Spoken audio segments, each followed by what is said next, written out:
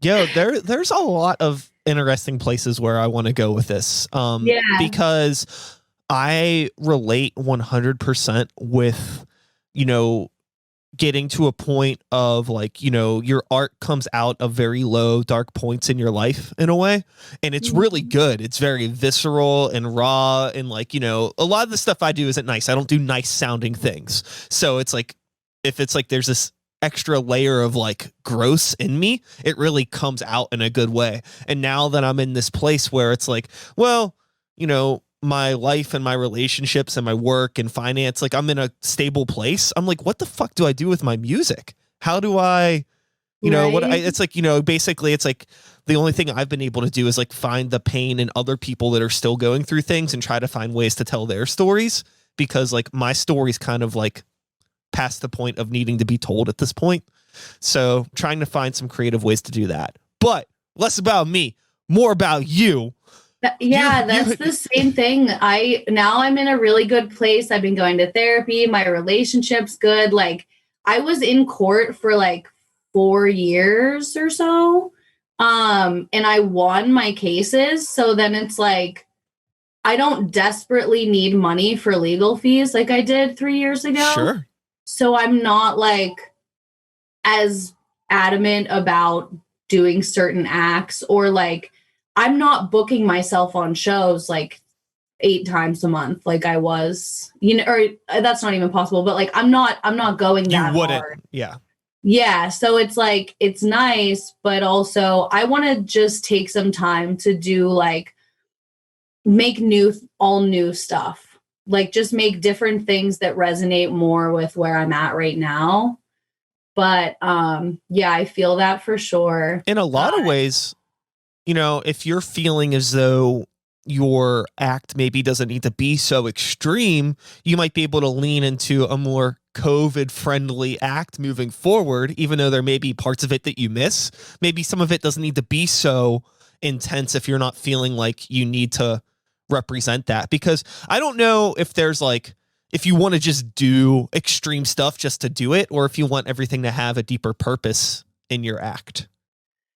Yeah. Or is there a balance? A little bit of both. Yeah. It's a little bit of both. The $100 Man really is like a reflection of selling your body under capitalism. And it is like a play on like what you define as like selling your body, work, like what I would rather do that. I would rather do $100 Man and try to make $200 or $100 if I can in like 10 minutes than to sit and work at a 9-to-5 job getting minimum wage. It would take me like 2 days to do that. Sure. It's just like, I feel like it kind of changes perspective on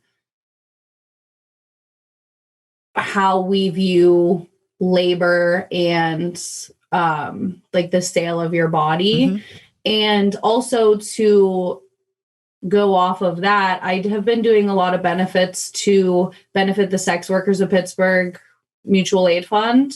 Okay. And that's going to be my next thing that I have going on is a raffle.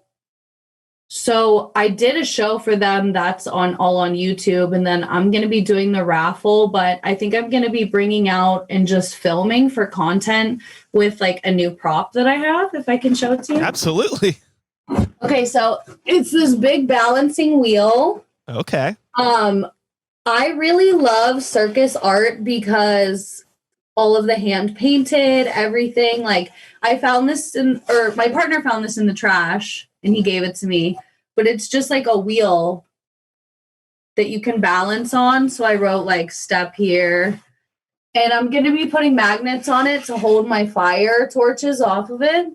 So then I'll be balancing on it and there's fire and I'm like up high and everything. But this is my other, what I've been working on that's COVID safe, because once I'm on it, I'm probably like 7 feet tall. So I'm not in the same like bubble as everybody else. And also like I could do something where I like rope it off or put like a barrier. Yeah, I mean, if there's fire involved, you probably want to rope it off anyways, right? Yeah. So that's another. I'm probably going to be filming with this to do promotion, but I painted this last winter, like fall, maybe like in September. I started working on it, and yeah, I love it. I like making all my stuff like unique. The hand lettering, just working on the lettering style and being able to see myself progress through that. Yeah. Because there is like some sort of like I don't know, it's like fulfillment that I get where I'm, working on everything. And when people compliment me on my props or my merchandise that has hand lettering, then I like feel really happy because I'm like, okay, I put the time into it. It is like for me, but it's also for them. And just doing things like seeing people get really happy. And kids really love the fire clown stuff.